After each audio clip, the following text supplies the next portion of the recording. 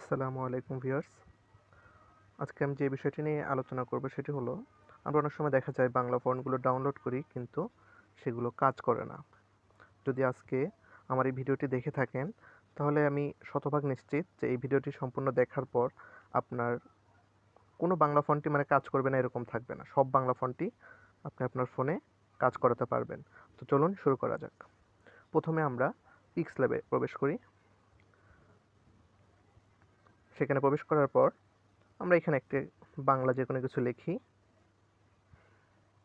যেমন আমার চ্যানেলের নামটা আমি এখানে লিখছি লোগো হান্টার। তো এটা লেখার পর আমরা এখান থেকে ফন্টে চলে যাই।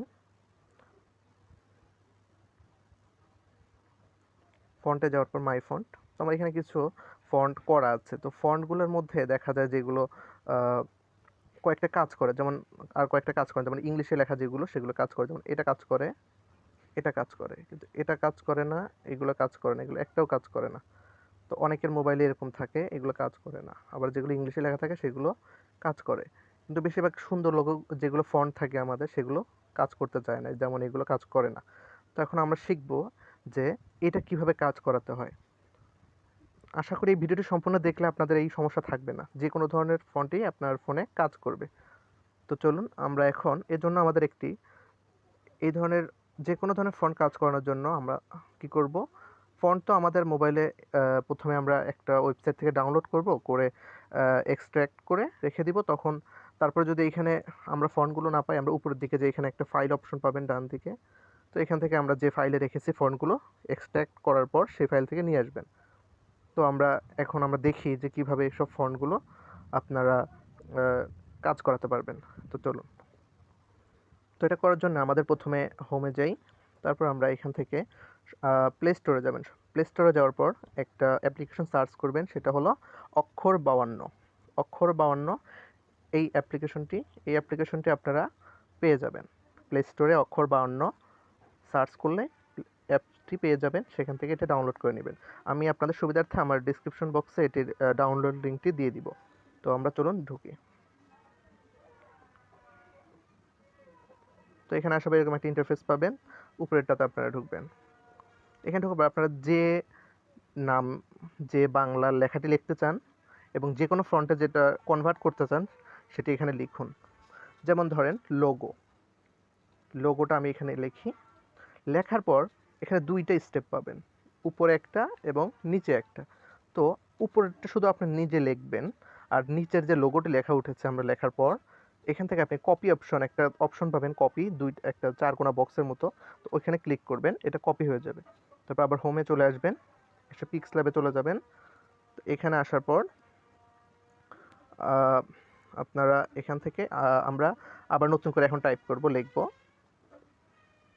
তখন আমরা এটা ওইখান থেকে যে কপি করেছি ওটা এখানে পেস্ট করি, এই যে এইভাবে আসছে। তো এইভাবে আমরা এখন লোগোটি আমাদের যে কোনো আপনার ফন্টে আমরা এখন এটা লিখতে পারবো।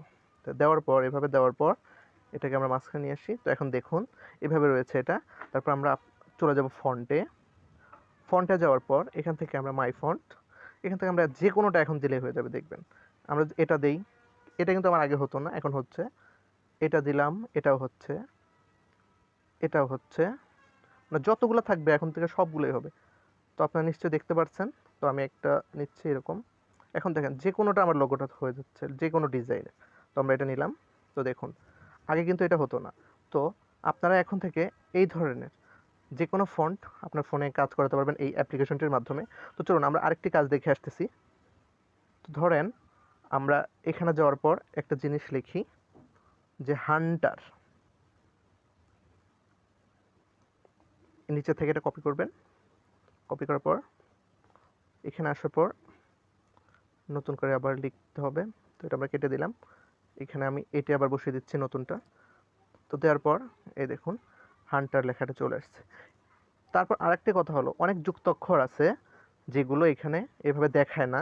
অনেক ক্ষেত্রে দেখা যায় যে যুক্তাক্ষরের অক্ষরগুলো এদিক ওদিক হয়ে যায়। তখন আপনারা কি করবেন, অক্ষর বানানোতে যাওয়ার পর প্রথমে একটা অপশন, সেকেন্ড আরেকটা অপশন আছে এই পাশে, এখানে একটা, এখানে একটা। তখন এখানে যদি অনেক যুক্তাক্ষর থাকে তখন আপনারা এখানে যুক্তাক্ষরগুলো লিখলে এখান থেকে ভালো রেজাল্ট পাবেন।